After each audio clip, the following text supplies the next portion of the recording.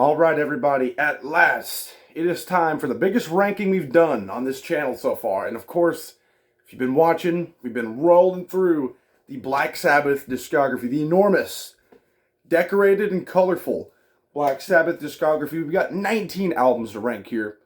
Of course, big disclaimer here, especially, there's so many albums here, so there's so many different ways people can rank these, so many different opinions people can have of these different eras and stuff. So, if you don't like the way I rank them, or think it's crazy, because I'll just warn you, there's some controversy up in here. But I'm not trying to be controversial. It's just the way I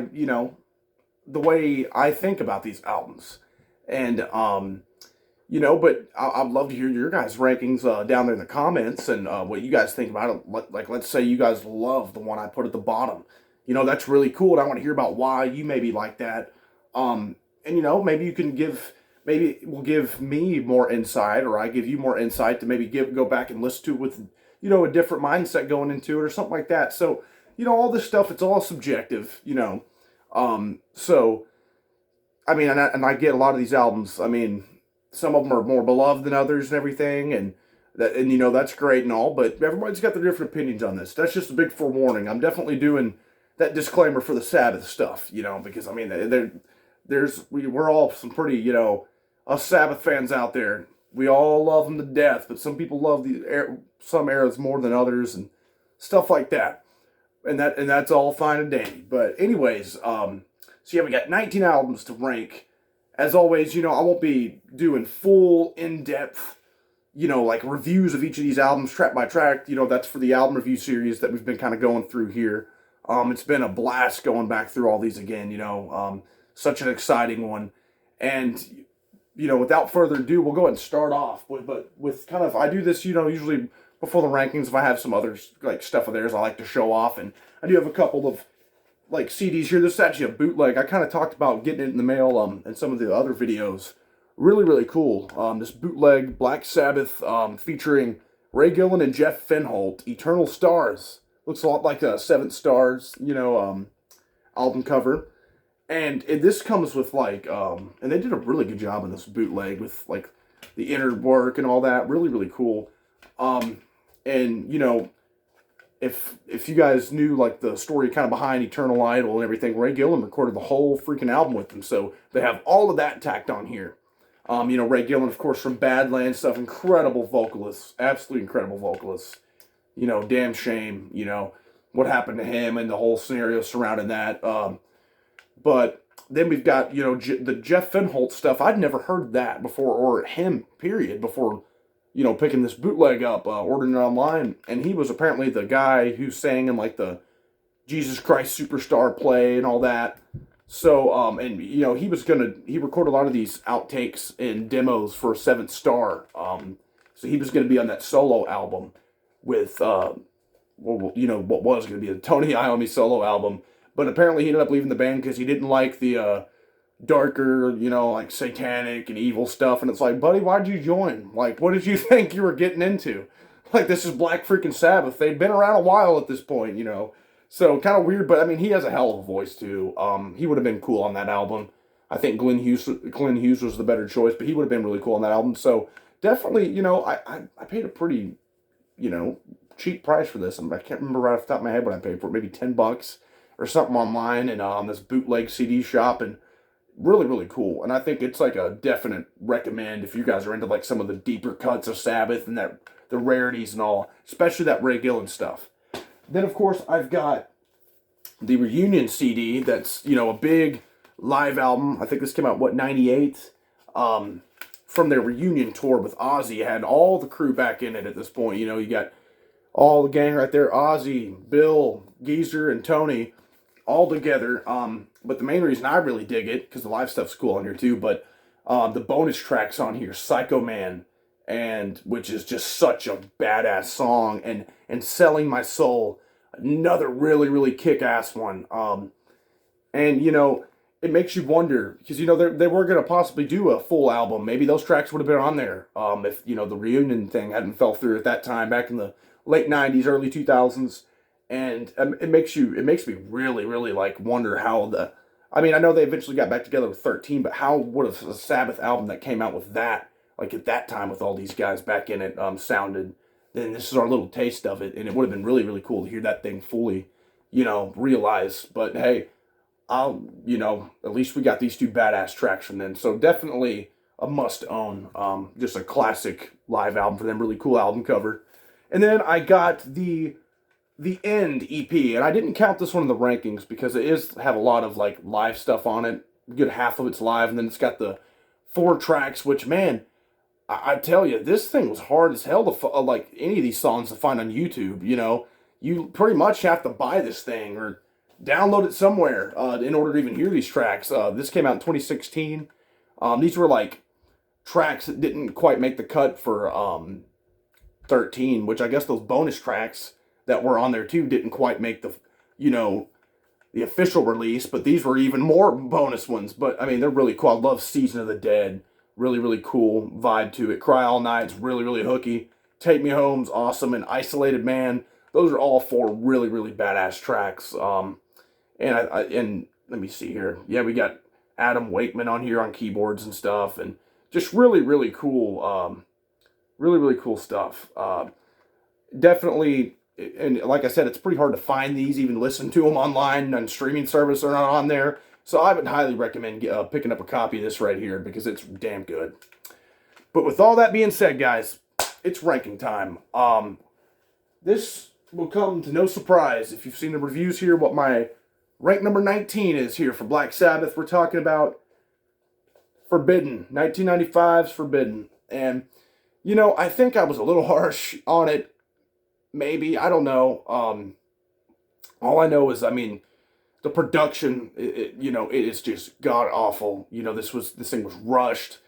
The Ice-T stuff on Illusion of Power, I can 100% do without him, touching anywhere near Black Sabbath. And I get it. He's cool and all, like Body Count and all that. He's done some cool stuff, I guess, But just don't come near Black Sabbath, please. And Tony Martin's voice sounded a little tired on here, and I love Tony Martin and everything, but it's just these guys, it was just such a rushed album. It was cool to have Cozy Powell back.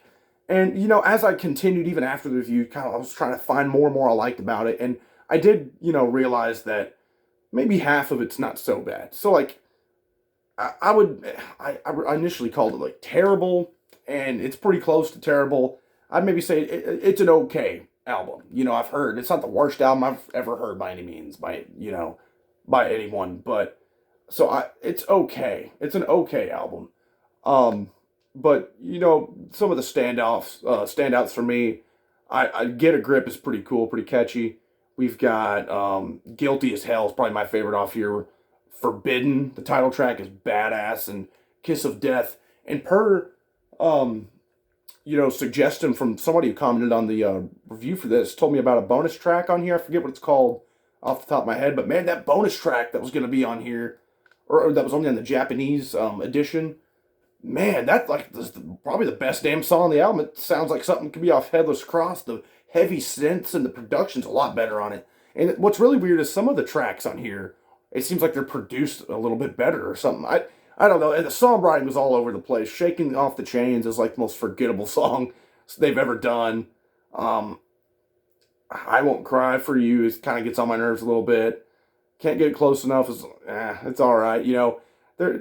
There's some big problems. The Illusion of Power is like one of them, with kind of Tony Martin doing that rap, sing kind of thing, and spoken word kind of thing. I am not a fan of that, mainly that first half of this record. But so I do think I was a little harsh on it, calling it just like absolutely terrible. But like I said, it still is pretty damn close to being terrible, because that first half is just rough to get through. But if you survive it and kind of keep digesting it and listening through it, I think there's some enjoyment to be had out of here, and it's interesting hearing them at this weird time. So yeah, rank number 19, my least favorite Sabbath album. I know that's a pretty popular choice for least favorite, and I'm just gonna go with it there. And number 18, we're going with Technical Ecstasy.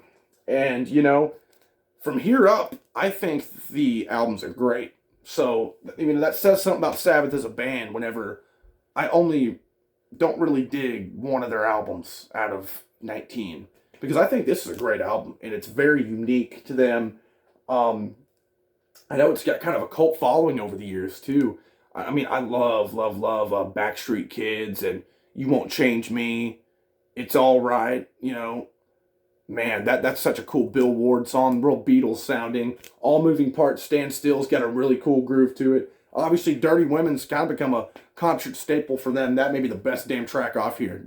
That's one that really sounds the most like a classic Sabbath song is Dirty Women. But other than that, this has been it's a really experimental record and really cool. And it does stand out amongst the 70s Sabbath stuff because of it being so different. But for me overall, it just kind of it ranks this low because the tracks to me they just don't hit me as much as a lot of the other stuff. But like I said, great album, big super big fan of It's All Right and the whole Beatles kind of vibe there, Dirty Women, You Won't Change Me, just and All Moving Parts Stand Still, really cool, kind of proggy stuff on here too.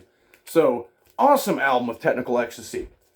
Then we're going to number 17, Never Say Die. And man, I have a hard time between Technical Ecstasy and Never Say Die because they're both kind of, they're both very experimental records and totally different sounding from the other Sabbath stuff, well, from the 70s. And, this one the band was kind of, damn near breaking up at this point with Ozzy and everything. This was his last one he did with them until decades later. So, and I've kind of described the production of this. It sounds, and just the songs and Ozzy's voice, it sounds like Blizzard of Oz, like big time. But I've always loved this album, like, and thought it was a great album. Like, with the title track's really cool, and I don't even think that's the best one off here. A Hard Road, really cool bluesy kind of groove to it. Junior's Eyes, we've got Johnny Blade. Air Dance is such a jazzy and just really cool. I love the clean tone on that in that breakdown with the piano and everything. Like it's titled Air Dance, it's really airy, song. I mean, just awesome stuff. Over to You. This is a hell of an album, and I've seen it kind of have a cult following in the recent years as well, which is great. And like I said, it's pretty tough for me to decide which one I like better between Technical Ecstasy and Never Say Die, but I think overall the songs on this one for me are a bit stronger. But like I said, it's pretty close, and I do think this is a great album. I've seen it, pop up near the top of some people's lists, and I'm like, hey man, I feel you. Like, I know what you're talking about because this is some great shit right here. So, anyways, so now we are at number 16 here. This is where it might piss some people off, and I totally understand it if it does, but this is just the way I feel about it. And again, I love this album, but I'm going Paranoid. And I know this is the album that like blew the band up to totally new heights and everything, and I love it. It's awesome. It's a classic. But to me, a lot of the songs, I've just heard them so many times over the years, and I don't like I've said before, I don't really listen to radio anymore, so I don't really get burnt out as much on songs and stuff like that anymore. But still, it's like Iron Man. That's a cool song, or whatever. But that one is it's one of my least favorite Sabbath songs, to be honest. I don't know. War Pigs is still such a badass track. I love Planet Caravan. It's one of my favorite of their softer, kind of trippier ones. Electric Funeral, Hand of Doom. You got the Fairies Wear Boots, Jack the Stripper. I mean, hell, most people may think, may say that side 1 is more stacked with War Pigs, Paranoid, and Iron Man being on there. But for me, side 2 with Hand of Doom, Electric Funeral, and Fairies Wear Boots and that stuff, I think that side 2 is stronger and more, and it's definitely more unique to me. But great album. I understand that probably people are like, oh my god, this should be number 1 or in your top 5. How can you rank it this low? And it's just, to me, after knowing and hearing those songs so many times over the years, and again, I'm not really burnt out on them anymore, but I'm interested more in a lot of their other different stuff they have to offer. But again, even Paranoid and Iron Man and War Pigs and all that, those are still great songs. I just prefer a lot of the more different and experimental stuff they did. Because compared to this. But I mean, it's got an awesome doomy record, really dark production and stuff on it, and you know, just really, really great album. All right, so yeah, yeah, if you're still hanging in here with me, we are at 15 here. This one may get some people upset too, but we're going with the first album. And man, what a hell of a debut. And it's one of the best freaking debut albums of all time. And yet it still ranks this low. That should tell you the strength here of this thing. You talk about like the doominess and darkness and just sounding pure evil. That opening track, the title track, Black Sabbath, is exactly that. I love the Wizard with the harmonica and kind of bluesy, and the guitar tone on here is monstrous from Tony. I love the whole, Behind the Wall of Sleep and NIB, that whole group there. Wicked World's awesome. Even the closing kind of 14-minute suite there of A Bit of Finger, Sleeping Village, and Warning is really, really cool. So, and I have a really hard time. This is another one of those where, like, between this one and Paranoid, they're like neck and neck. But for me, I find myself listening to this one more, especially with tracks like NIB and The Wizard and the title track, man. I mean, this is just an iconic record, like the birth of heavy metal is this right here. And it still stands the test of time for me as just being pure freaking evil, dark, doomy heavy metal, and with a little bit of that bluesiness up in there, which is just super badass. So I love, love, love this album. I get it if it's somebody's number one or top five or whatever, but like I said, for me, I just kind of have a different opinion on some of this stuff sometimes, and everybody does, has their own opinions on it. And for me, and like I said, it being this low, any of these being this low, they're all but forbidden, I think those are all great. So that's just, again, that's a testament to their discography, So now we're at number 14 here. This may shock some people, but we're going with Seventh Star. And this album, it gets a lot of hate for not really sounding a lot like a Sabbath album, and I totally get that. And it really, because it wasn't supposed to be. It's supposed to be a Tony Iommi solo album, but you know the story. If you watched the review or have looked up yourself, the label thought it wouldn't sell, so they slapped that Black Sabbath label on there. Glenn Hughes, from Deep Purple and Trapeze, just incredible voice and vocal work on here. I mean, holy hell. I love, even the ballad, kind of corny ballad on here, No Stranger to Love, is it's just super cool, and kind of, I love the synth work on here. Eric Singer kills it on drums on here. I love the title track. That sounds like a straight up Sabbath song right there, man, with that riff and kind of the groove to it. Almost like the Heaven and Hell on here, like with the groove and just kind of, it builds off itself. Love Danger Zone.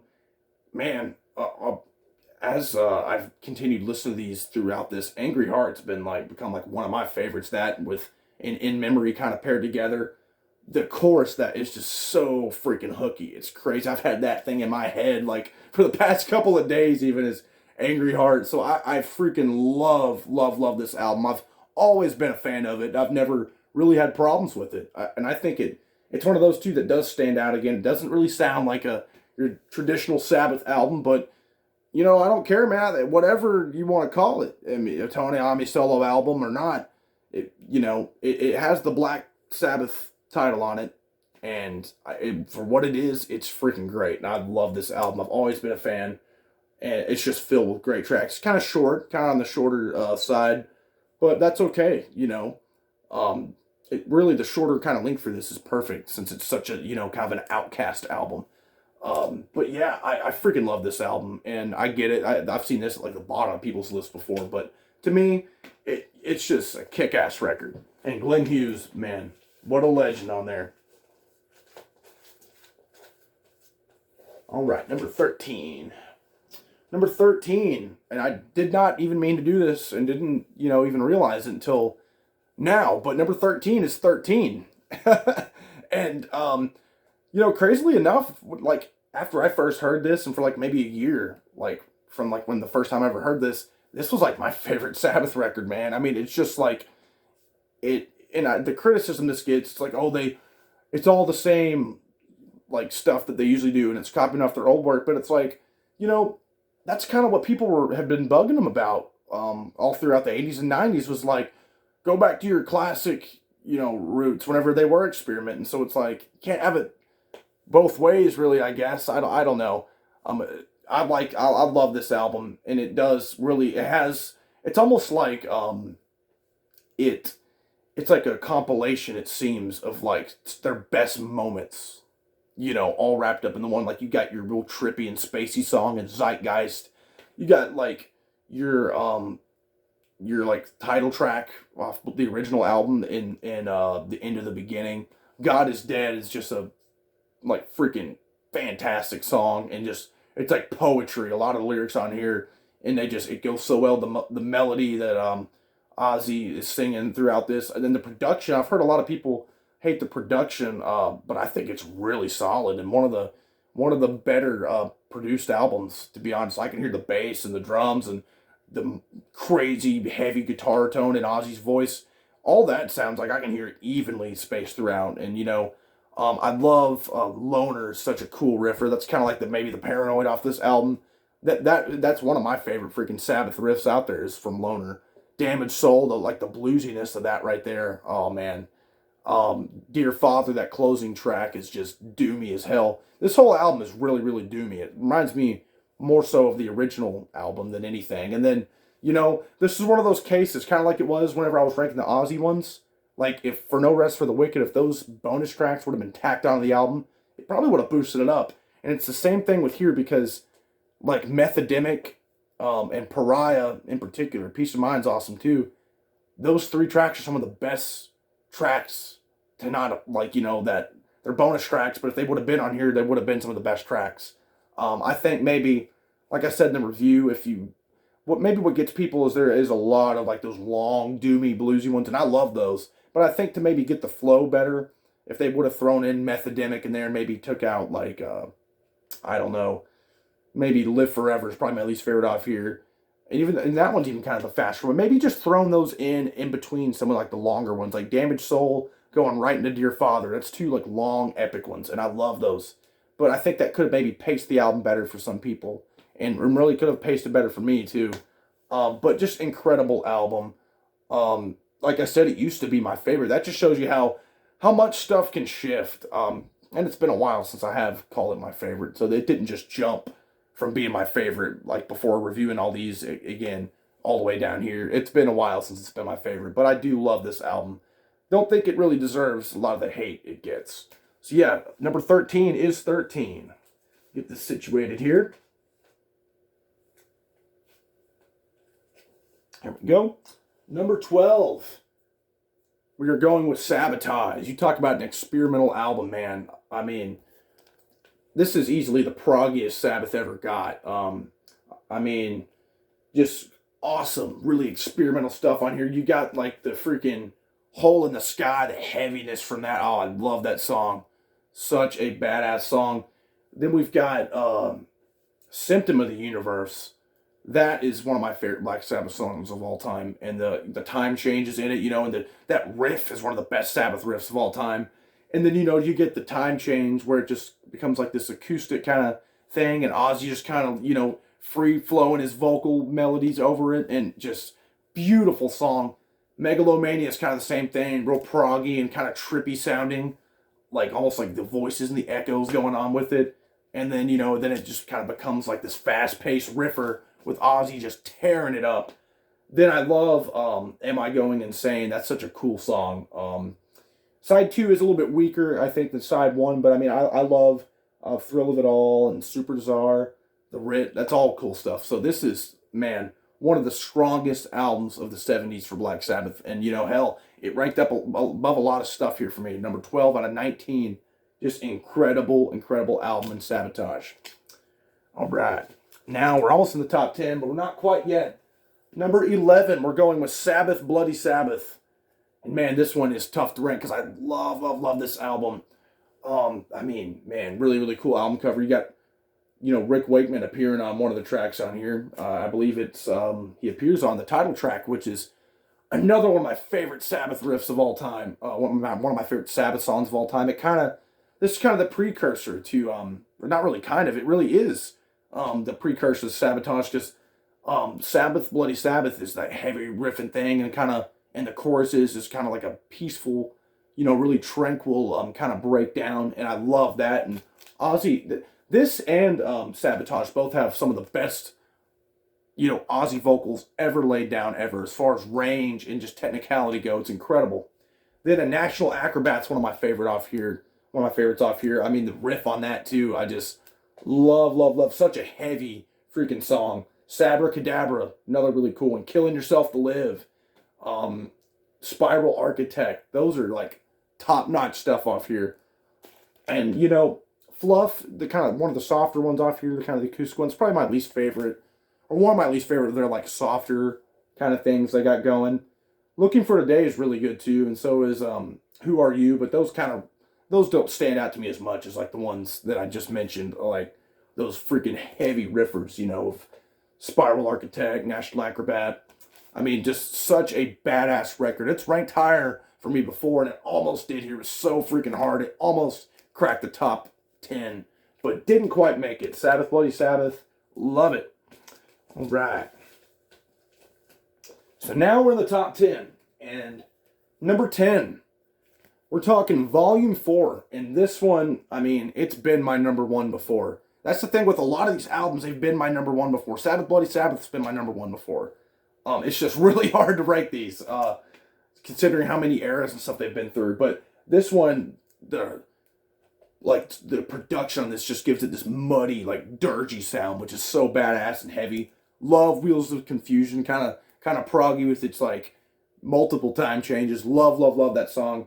Love Tomorrow's Dream and the riff of that. We get the beautiful, the big hit off Your Changes. I love that though. It's really dark and it's just depressing on this album too, especially playing on the actual vinyl. You kind of hear maybe a little bit of the pops going. It's just such a depressing song, but such a beautiful tune. Supernaut might be my favorite off here. Love that riff. One of my favorite Sabbath riffs. One of the heaviest ones. Snowblind, man. Another really cool with such a great groove and an amazing breakdown and then it picks it back up. Then I love Under the Sun, man. That riff too is just something. Sounds like something ripped right off Master's Reality. Just dark. And this is one of the heaviest Sabbath albums by far. Especially of the 70s era, man. Just absolutely freaking love this thing. And it, I was proud that it made the top 10. And like I said, this has been number one before. It's just such a hard thing ranking all these, but Volume 4, hell of a freaking album. All right, I'm gonna give you a drink here because we've been going. All right, get these set up here. And number 9, we are going with my favorite of the 70s Sabbath stuff. I know that's again anti-Sabbath or whatever. If that makes me a real Sabbath fan or not, some people may say I'm not because I don't rank these in like the top spots, but whatever, man. I love these albums. Master of Reality, and my God, man. You talk about one of the heaviest albums they've got. Here it is right here. This is, I think, the best one Ozzy's on. It's been my favorite one before as well. Sweet Leaf, you open up with the iconic Tony Iommi coughing from hitting the pot, hitting the Sweet Leaf. Just such a cool riff and very cool and bluesy song. I love, love, love Children of the Grave. That riff is just man, such a badass riff. Lord of This World. That's just that bass tone on there. Dark and evil sound, especially the lyrics on here. Solitude is probably my favorite, softer, ballady type. And I wouldn't even call that a ballad. It's just kind of like a softer, toned Sabbath song. That's probably one of my favorites. I love the flute going on in there. Such a pretty song, but also very, very sad. Into the Void, how can you not, mention that one? This album is just, Master of Reality is a masterpiece, and like a bunch of all these are as well. But this one for me, it cracks the top for the 70s ones for me. I love Ozzy's vocal performance on here. I love the dark and gritty production, This is just like top tier 70s Sabbath, just pure heavy metal in their prime, and it's got the cool kind of, it's not as out there as maybe your Sabbath, Bloody Sabbath, Sabotage stuff, with like the progginess and time changes, but it's got them in there, with like Lord of this World and some of that stuff. I love After Forever. Embryo's a cool instrumental. I mean, literally everything off here, man, is just badass. It's kind of a short, quick burst of an album, but like literally every song off here is just like masterful. So yeah, this Master of Reality is just a beautiful album, and I've seen it at the top of many people's lists, and like I said, it's been at mine before, so I totally get where you're coming from. So yeah, that's it for the 70s stuff, guys. So now we're at number 8. Number 8, this is where it gets, really controversial now that we've, weeded out all the 70s stuff, the 70s album stuff, and with Ozzy and everything, which is usually typically at people's top spots. But for me, it's just a little bit different. So, let's see here. Make sure I get all those set up right. 12, 11, 10... No. Okay, yeah, so we are at number 8. Just want to make sure I don't want to get out of order and have to go in and edit it or whatever. But number 8, we're looking at Mob Rules, and man, what an album. I used to have a really hard time deciding which of the Dio albums I liked best, but upon like this re-listen, not that it's a bad thing, but I'm more comfortable in placing it below the, Heaven and Hell and Dehumanizer. But man, what a incredible album with just some of the best production. Vinny Appice tears up the drums on here. This was his first album with the band. You got Falling Off the Edge of the World is like one of the most evil and dark sounding tracks, and also with the heavy riff in there. Voodoo is just super freaking hooky. The Mob Rules, fast paced, just in your face Sabbath song. Sign of the Southern Cross, probably my favorite off here. Man, that is another one that's just dark and just like the album cover, just really dark and evil sounding. Slipping Away, some of my favorite drumming from Vinny Appice of all time on that track. Turn Up the Night has got super really cool and just really shreddy song. Country Girl, don't be fooled by that one because it ain't a country song, man. That riff is just, hooky as all get out, and Ronnie's kind of singing with it, and the melody's incredible. Over and Over is just a perfect closer to this, really kind of dark, brooding, and sad. So I've always loved this album, and in fact, I used to think this was the best out of the Dio albums, but just not quite anymore. The other ones, I do think they're better than it, but man, this is just a fantastic record. I love how heavy they got in the 80s, when Dio joined them, and this album, it cranked the heaviness up. This one probably, I would say, is heavier than Heaven and Hell. But that doesn't always make it better, like in this case. But yeah, Mob Rules, just a fantastic album. Love it.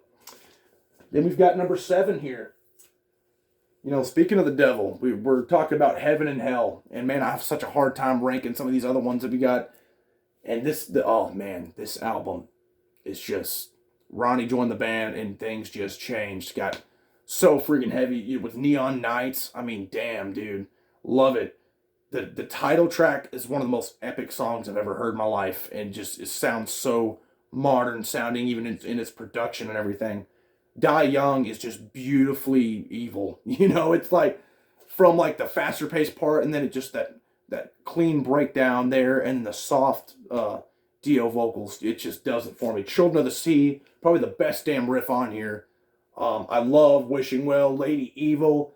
Just amazing stuff on here, and just this is the gang. This is the time where Ronnie played with all the other 3 original guys. So Bill Ward was even drumming on here and doing a damn good job at that. So this album, the iconic album art, and I've seen this at plenty of people's number 1, and I get that too because, damn it, it's been up there for me before. And like I said, it's kind of been that way for pretty much the rest of these coming up. They've been at my number 1 spot before. But and see what makes this, those big, like, Children of the Sea, Heaven and Hell, Die Young, and, like, Neon Nights, those are the ones that really put it over the edge for me as, like, being better than Mob Rules. Because I do think maybe Mob Rules as a whole, sort of those cases like Walk Away and Lonely Is the Word are solid songs off here, right? But those, I'm not, I don't really go back to those as much. Whereas Mob Rules, all the tracks are more, as a whole, seem to be more memorable to me. But to me, this is one of those cases where the tracks, the greats on here, which is the majority of them, and again, those are still good songs. Lonely is the word and walk away, but those big highlights on here are enough to just shove it up above it, man. I love, love, love this album. Ronnie James Dio's first album with the band tears it up. All right, number 6. Here we go.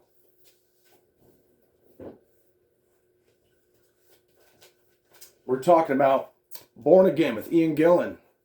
Big shocker seeing this up here, I'm sure. You know, we got Bill Ward back on drums and Ian Gillan's only album with the band, and it might just be the heaviest damn Sabbath album out there. The production is nasty and, you know, just raw as all get out. And that, I get that can totally be a turn off to people. But for this, like, first time I ever heard anything off it, my uncle showed me what was it, Disturbing the Priest and Digital Bitch, and I was like, whoa, I've never heard him sound like that rough and, you know, just gritty as all get out. And I love Trashed and just, you know, hearing like the howls and screams of Ian Gillan. I mean, hell, this album, his voice was never the same after this album because he went so crazy on the tour for this and the album with his, you know, screeches and everything. And I love Deep Purple, so, you know, it was great having Ian Gillan on here. Disturbing the Priest is a dark song with just a freaking killer riff, like during that chorus.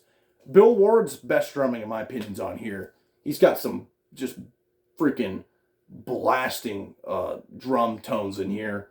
Zero the Hero is super catchy and really dark with kind of the bell thing going on. Love the groove of that one. Digital Bitch, just crazy off the wall. Born Again is kind of the slower, bluesier one. Has my favorite Ian Gillan vocals of all time. Just, he is howling on this one. I'll never forget hearing that song for the first time.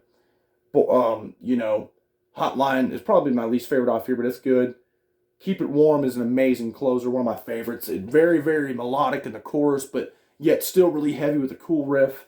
This album is, in my opinion, a masterpiece. And it's one of those that is big time controversial, and I get 100% why it is. But to me, it's almost like a love it or hate it situation, you know, with this one. And I'm one of those guys who absolutely loves it. I mean, hell, it's at number 6 up here. So just a freaking masterpiece, in my opinion, front to back, heaviness, the rawness, and just the incredible vocal work from Deep Purple lead singer Ian Gillan just takes it over the top for me. So Born Again is up there for me. All right. Now we're at number 5 here, and I'm going to go with The Eternal Idol. And man, this one's been my favorite before as well. And Tony Martin joined the band on here, and see, like that demo CD I showed, some of those demo tracks, here's the thing with this is like the beauty of having those is that I think Ray Gillan does better on some of the tracks, but I think Tony Martin does better on some of the tracks. So it's cool having those demos, but both of them, you know, Tony Martin alone going in here and, you know, doing this and kind of having to fill Ray's shoes and re-record his melodies and everything for the songs does perfectly fine. I mean, The Shining, one of the most explosive openers and like just punches to the gut I've ever heard from these guys. Ancient Warriors got such a dark feel to with that almost Egyptian sounding riff and one of my favorite Sabbath solos in there. Hard Life to Love is kind of a bluesy one. That one definitely sounds better, I think, with Ray Gillan. You could really hear his influence on that, kind of the bluesiness that he brought to Badlands. Glory Ride's pretty cool. That's probably my least favorite off here, though. Born to Lose, that's a hell of a song. I love the vocal work on that and the chorus. Nightmare is one of my favorites. That's another one of them. I love these darker ones on here. That's where I think Tony Martin really thrives, on these darker, more epic scaled songs like Nightmare. Then we've got, you know, the kind of spooky acoustic thing going on with Scarlet Pimpernel. Lost Forever is one of my least favorites off here too. Then the title track is just, man, that's like, lets you know kind of how Headless Cross is going to be as far as the darkness and everything goes. And it's just such an incredible album. I'll never forget hearing this thing and like picking it up. And I was like, man, you know, because I never really knew that the Tony Martin era existed, you know, a long time ago. So like, I saw this out like on a list or something and heard a clip of one of the songs. I always thought it was Dio. And I was like, man, I guess he ended up doing a lot more albums than I thought. Well, then I just delved in this whole new world of the Tony Martin era albums, and then Ian Gillan and Glenn Hughes, and all that back then, whenever I discovered all that. So this has been one of the favorites of mine for sure. Eternal Idol is a masterpiece. All right, guys, we are talking about the top 5, and man, this was just so difficult. I'm even kind of second guessing it as we go, but I think I'm going to settle with it here. Or really, that was number 5, Eternal Idol, and I think I said that at first, but so Eternal Idol made top 5. Number 4, I've got to go with Dehumanizer. The only album I think that gives Born Again a run for its money on the heaviness, because holy hell, man. The drum work this is my favorite drum work of Vinny Appice of all time. I guess he heard Cozy on the previous 2 and was like, all right, I see how you're doing, and just kicked it up to another gear. Computer God is one of my favorite Black Sabbath songs of all time. Just the bass work on it from Geezer on here. This is my favorite, Geezer Butler bass work ever is on this album. The production on here is killer. This is like the forgotten Dio album for some reason. Like, people always are like, oh yeah, Heaven and Hell, Mob Rules, and don't really talk about this one for whatever reason. I guess just because it kind of happened in the 90s, but Computer God is such an incredible song with incredible time changes and vocal work. After All the Dead is a doomy track. Letters from Earth, that riff is just freaking, one of the heaviest ones. Master of Insanity's cool. Time Machine, probably my least favorite off here, or one of my least favorites off here, but it's cool. Sins of the Father, man. That's another doomy one. Too Late, kind of more of a balladier one, but still really heavy. I is just something else of like, you talk about heaviness, man. That just, it rips. Especially the solo from Iommi with that wah-wah pedal in there just rips a freaking hole in the universe with that one, and the drumming on there before the choruses. Buried Alive has my favorite Black Sabbath solo of all time. Just super hooky, shreddy, and heavy. This album is just pure freaking gold, and it's one of the rarest albums I own in my collection, actually. Original press here. A lot of these Sabbath albums, these later ones, are pretty damn rare to get, but, I've wound up with them one way or another, paid a pretty penny on a lot of them, but this album is just, it's like the hidden gem of the Dio era stuff, man, and just the production is one of the most well-produced ones, and it's been my number 1. It was at one point my number 1 for them for, a good year or so, but man, I love Dehumanizer. Then we gotta go with number 3. This is kind of a crazy one, to be thinking, that a lot of people may just not even be like, well, they'd be like, what? I've never seen this one ranked this high, actually. But I'm going with Cross Purposes. That's right. This one, what I've discovered too, and I've always loved this album ever since I heard it.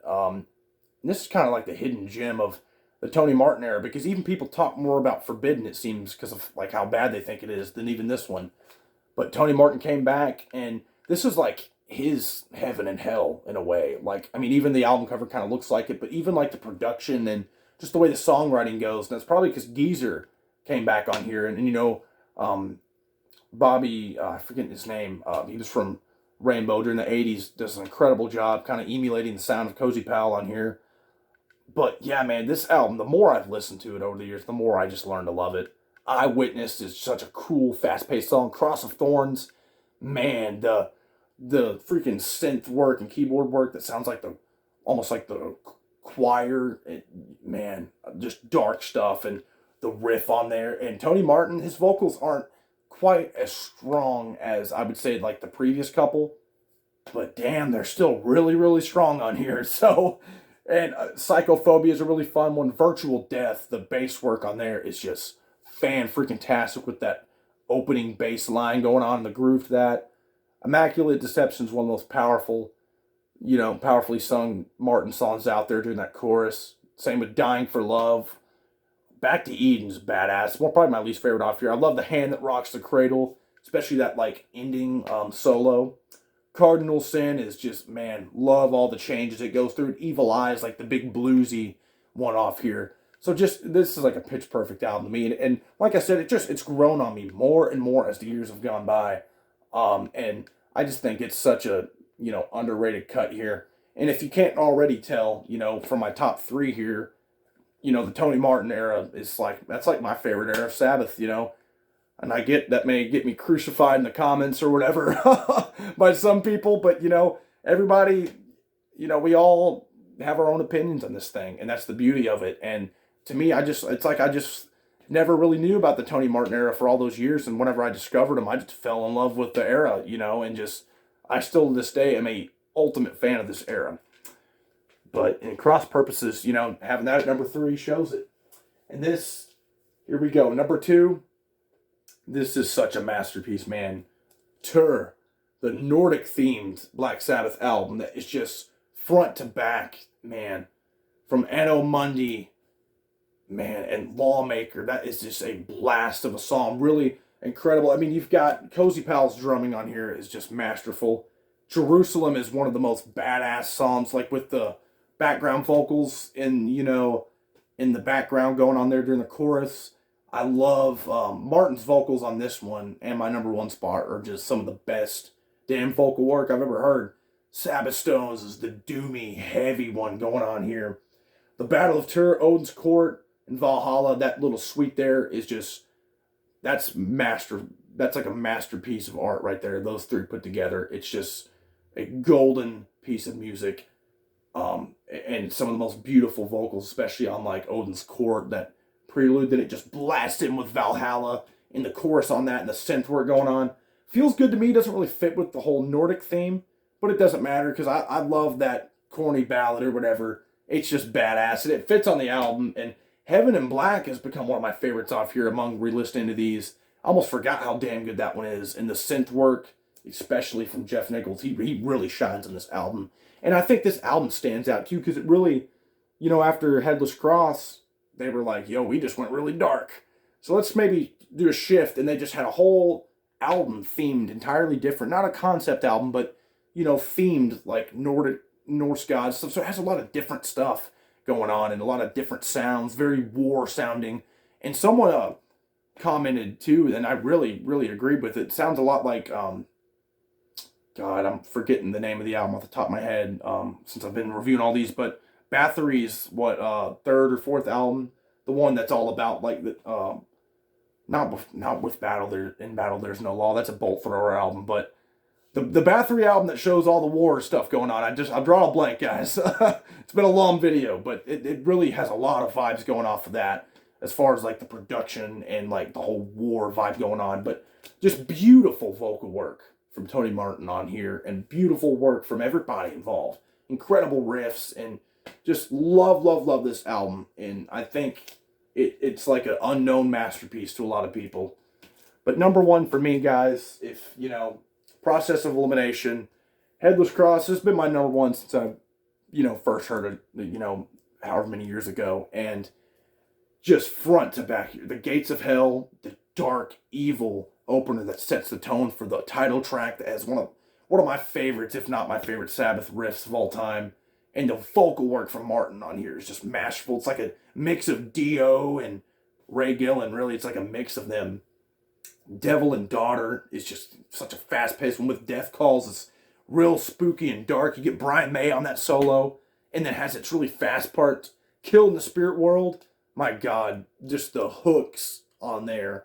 And the way the vocal melodies are flowing out of Martin, like it's just insane during those verses. Call the Wild, same thing, and just such a big noise too, as far as production goes, and particularly on that track with like the drumming and the keyboard and the gain vocals during the chorus. Black Moon's got such a cool bluesy riff to it going on, and Nightwing is just a beautiful closer with its kind of haunting kind of vibe going on with it too, and one of the best freaking produced albums I think I've ever heard, honestly. And that may sound crazy, but it's produced by Tony Iommi and Cozy Powell themselves. And this album is just a freaking masterpiece to me. I fell in love with this thing, first time I heard it, and because it's quite a bit different sounding. Even like Tony Martin really gets to be more of himself on this album vocally, because he was just kind of going, kind of trying to fill in what Ray Gillen had wrote on Eternal Idol and did an incredible job at it. But he just really got to be himself here. And, it's dark and evil, just like Sabbath is, with its satanic kind of lyrics and vocals and, and kind of vibe it's got going on. It's got the bluesiness kind of stuff with Black Moon, the really cool 80s sound with Call the Wild, Kill in the Spirit World. And then, of course, your riffs are just loaded on here, like Headless Cross, When Death Call, or Devil and Daughter. All that good stuff. This is like just the most, man, to me, like just it's like the perfect Sabbath album. And I just love, I'm a huge Tony Martin fan. So guys, that is it. Number one. And we just ran through, that took a couple of months, if I'm not mistaken there, going through those. Biggest discography I've ever covered on here. And I had a blast revisiting them and ranking them just now. And it was just so freaking hard to say it every time. It's hard ranking this stuff, but it's so much fun. I'd love to hear your guys' thoughts on this, and if you just kind of hate me now for the way I ranked them, I get it. It's just kind of the way it goes. Everybody, hears this stuff differently. And I'll also, of course, it's time to announce what we're going to be looking at next. I'm going to do just a one-off album, and we're going to kind of change pace here. It's actually one of the most underrated pop, 80s pop, kind of synth pop, almost a little bluesy albums of all time. It's by a band who only had one album, David and David's Boomtown. Yeah, kind of crazy going from Sabbath to there, but love that album. I've covered Mr. Mister and GTR, some different stuff on here, so we're going to do that. And on that album review, that little one-off, I'll announce the next discography we'll be diving into, which I'm pretty hyped about. But yeah, guys, just let me know what you guys think about this. It's been so much freaking fun. I've gained a lot of new subscribers, actually, off this review series and rankings, so that's been great, talking with all y'all in the comments. Sabbath is one of the coolest bands to talk about, considering how many eras and stuff they've got going on, and different singers and members they've had. So it's really cool how much the rankings and opinions can vary on this stuff. But with that being said, guys, thanks for tuning in for these past couple of months here through this long Black Sabbath journey. Stay tuned for next time for that little quick one-off album review, and then we'll be hopping into the next big discography ranking after that. Thanks so much, guys.